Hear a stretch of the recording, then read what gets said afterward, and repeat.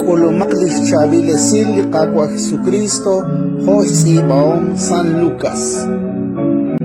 Sahun likutan tioch tihok li Jesus sahun inaakh. Unak kirakek chak hu reb solom kishtiere.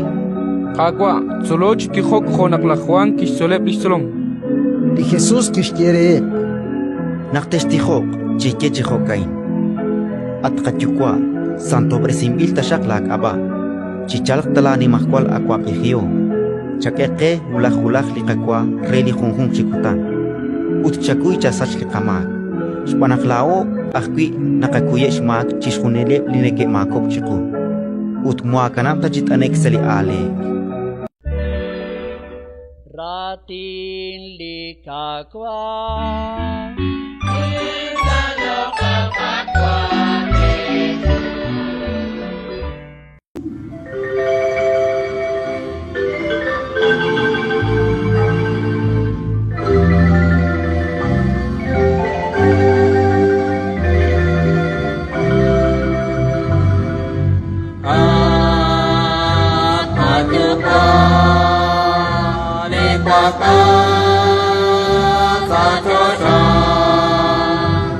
Santo Presime Tasha Lagava Chichata Animakwa Aqua Bebio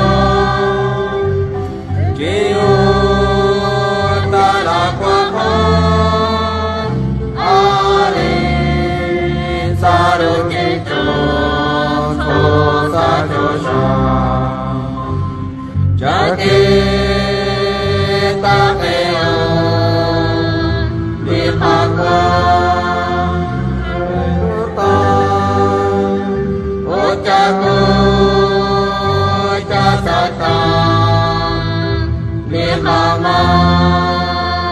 Hola